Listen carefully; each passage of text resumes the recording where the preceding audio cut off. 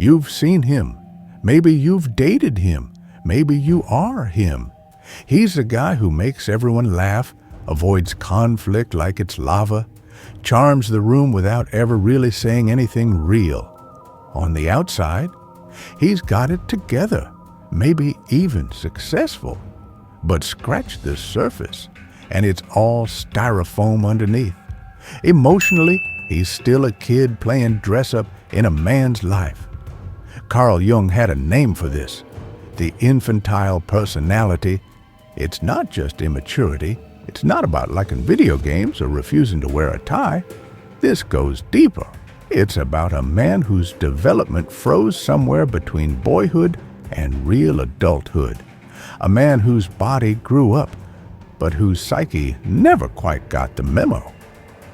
The man-child often wears what Jung called a persona, a carefully crafted mask.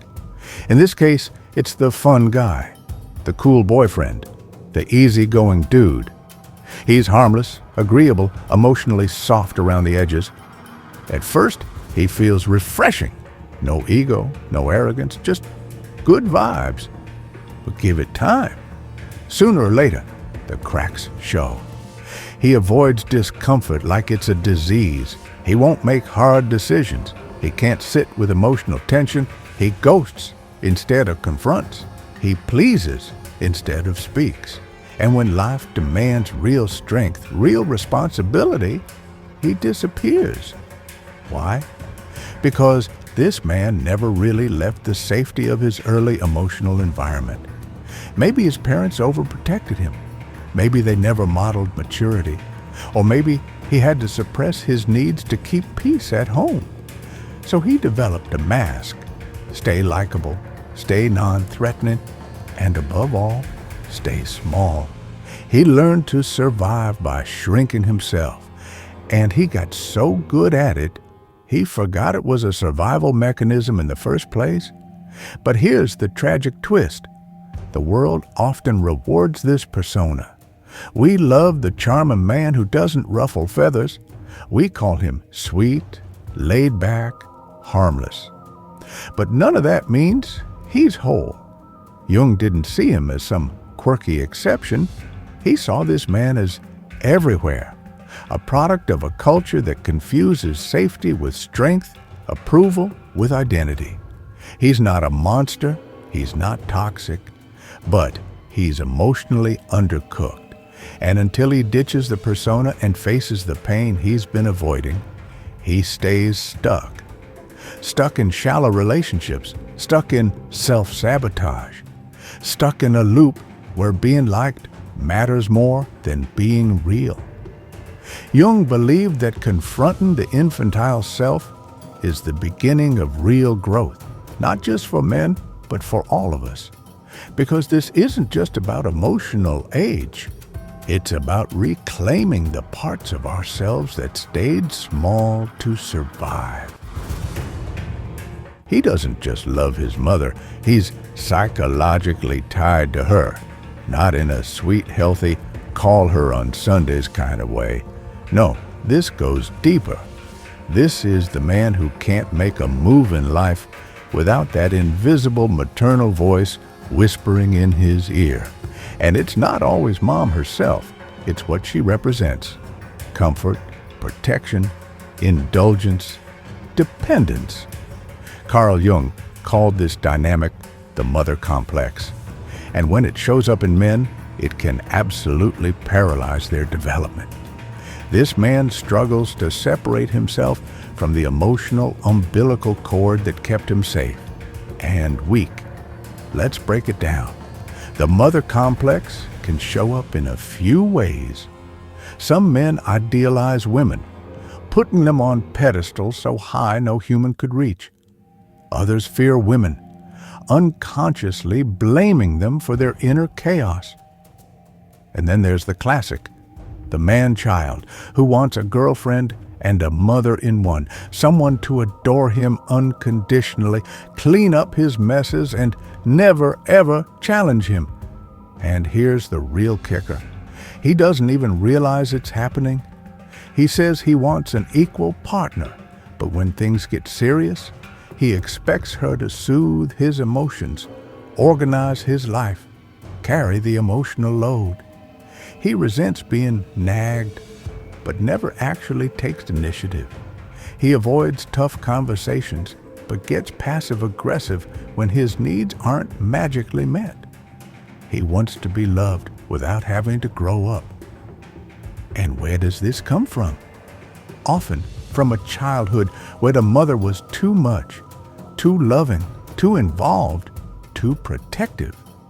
She may have smothered him with care, shielded him from the world, or made him her emotional partner. He became the center of her universe, and that felt good.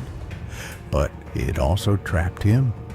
Because when your early life teaches you that women are safety, warmth, and control, you start looking for that same dynamic in adulthood. And guess what? That's not love. That's emotional outsourcing. Jung saw this as a major block to individuation, the psychological process of becoming a true individual. You can't grow if you're still clinging to mommy's apron strings. You can't love if you expect your partner to raise you. You can't lead your life if someone else is still pulling the strings. The mother complex doesn't make a man evil, but it does make him emotionally stunted. And the worst part, he thinks his problem is everyone else. My girlfriend is too demanding. My boss doesn't respect me. My friends don't understand me. No, man, you're still waiting for someone to mother you, when what you really need is to father yourself. Jung didn't preach blame. He preached awareness. Once you name the pattern, you can break the pattern. And the only way out of the mother complex is through the fire of personal responsibility. No more blaming women. No more hiding in comfort. No more looking for love that feels like a warm bottle and a bedtime story.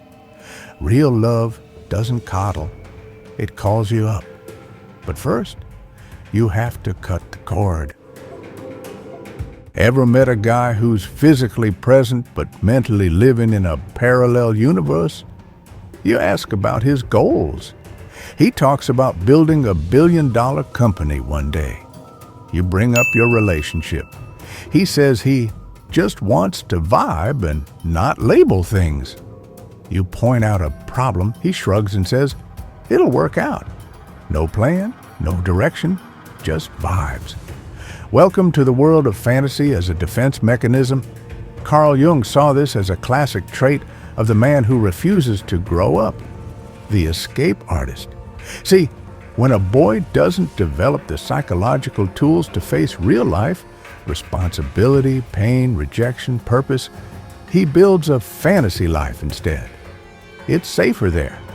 In fantasy, he's always the hero, the genius, the misunderstood artist, the secret king of a world that just doesn't get him. And it's seductive.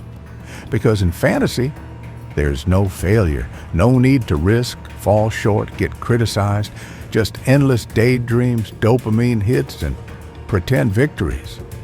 This shows up in all kinds of ways: gaming addiction, porn addiction, hours lost scrolling TikTok, obsessing over get-rich-quick schemes, dreaming of becoming a YouTuber, a crypto millionaire, a world traveler, without ever making a single hard decision.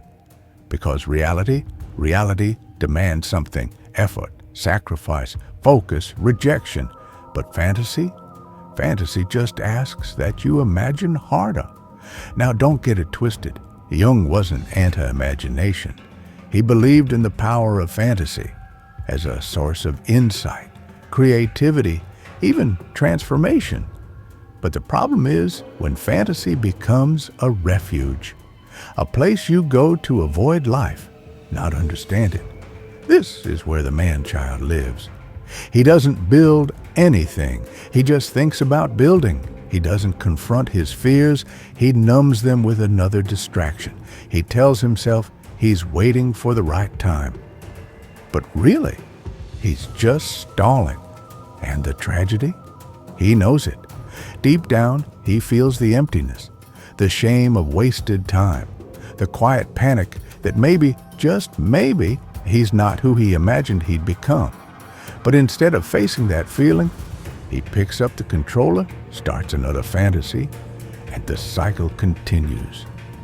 Jung said that when we avoid integrating our shadow, our painful, uncomfortable truths, we fall into unconscious behavior. And fantasy is often how the man-child avoids the shadow. He tells himself stories instead of doing the work. He escapes instead of evolving. So what's the way out? It's not to kill fantasy, it's to use it. Turn imagination into vision. Turn ideas into action. Turn dreams into discipline. Because no one's coming to save you. Not your mom, not your girlfriend, not your favorite streamer or podcast or guru. It's just you and the real world. And until you stop hiding in your imaginary kingdom, you'll never rule anything real. Let's get one thing straight. Responsibility isn't just about paying bills and showing up to work. It's about power. Yeah, I said it. Responsibility is power. It's the ability to shape your life, impact others, and build something that actually matters. But here's the twist. Most man-children don't fear failure. They fear power. Because power demands that you own your choices, that you can't blame your parents anymore, can't blame your ex, can't blame the system, your boss, or Mercury in retrograde. Real power means standing in front of the mirror and saying, "This is on me." That's terrifying for a man who's built his identity around being the victim. Because if he's not the victim, then what is he? Now, Carl Jung had a term for this avoidance, the refusal of the call to individuation. That's the psychological journey toward becoming a full integrated self, a grown man with agency, values, and direction. But the man-child rejects that call. Because responsibility means confronting his flaws. It means becoming accountable for his time, his energy, his words. And worse, it means letting go of the mother. Yeah, we're going there. Jung said that one of the key steps in a man's growth is detaching from the maternal archetype. Not just your literal mom, but everything she represents. Comfort, safety, unconditional acceptance. See, responsibility requires you to leave the nest, not just physically, but emotionally. You stop seeking someone to soothe you, and you become the one who carries weight. You become the one others lean on. That's why so many modern guys say things like, "I'm not ready for commitment. I don't want to be tied down. I need to find myself first." Translation? I don't want to be responsible for anything that might actually matter. It's easier to be a critic than a creator. Easier to coast than to lead. Easier to mock the world than to build something inside it. But here's the truth Jung hammered over and over.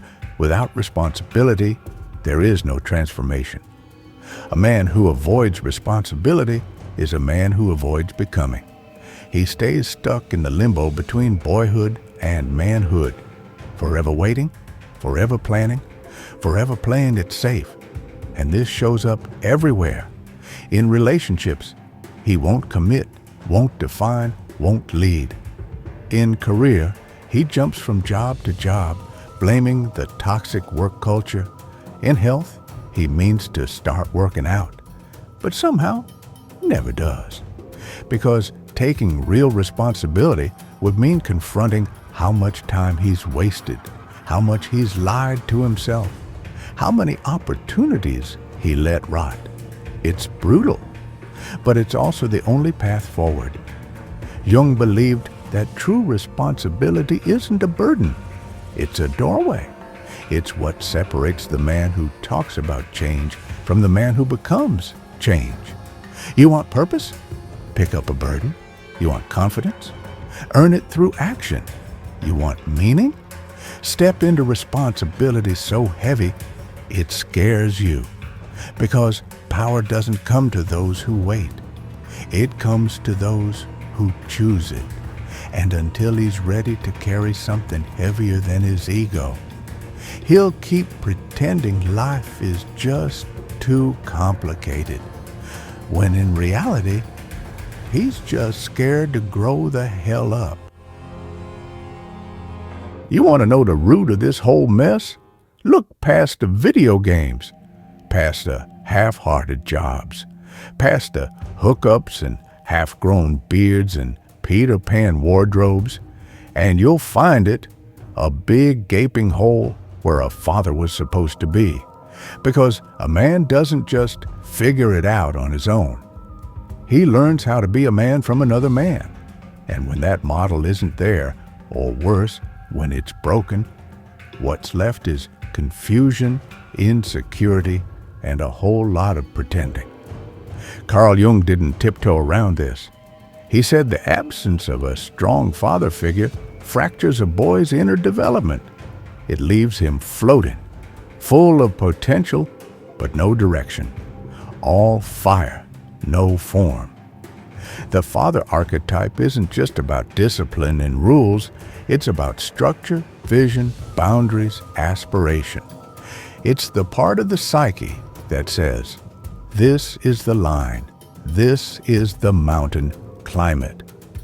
Without that inner structure, what happens? You get the eternal child, lost in fantasy, allergic to limits, terrified of hardship. He doesn't want to take charge because no one ever showed him how. He doesn't trust his own judgment because he never saw a man trust his. He doesn't risk, he doesn't lead, he doesn't grow. Because in his mind, manhood is just a myth. Now here's where it gets darker. When a man grows up without a father, he often internalizes the absence. He starts to believe that leadership, purpose, and strength are not for him. That real men are out there somewhere, but he's not one of them. So what does he do? He overcompensates. He becomes loud, arrogant, performative, or he shrinks into passivity, addiction, or self-doubt. Either way, he's wearing a mask. Because deep down, he's still the little boy thinking, where the hell is someone to show me the way? And here's the cruel twist Jung pointed out. Eventually, if that man doesn't do the work, he becomes his own missing father. He abandons himself. He repeats the cycle, not just with himself, but with everyone around him. He flakes on commitments. He refuses to mentor younger men. He leaves emotional chaos behind him in relationships. And when it's time to rise, to build, to protect, he disappears because no one ever taught him how to stand up, and he never decided to teach himself. But here's the thing Jung believed to his core. The father isn't just a person, he's a principle. Even if your real father failed you, the archetype still exists inside you. And you can wake it up. How? By becoming what you didn't have. You set standards. You hold your word. You aim higher.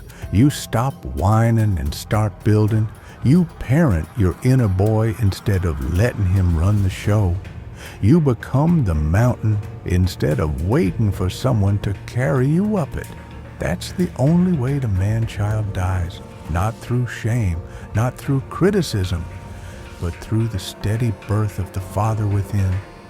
Because when a man learns to father himself, he stops waiting for the world to fix him. He becomes the man he was missing all along. Look, I'm not here to coddle you. I'm not here to hand out participation trophies or pretend life owes you a damn thing. This is the brutal truth, raw and unfiltered.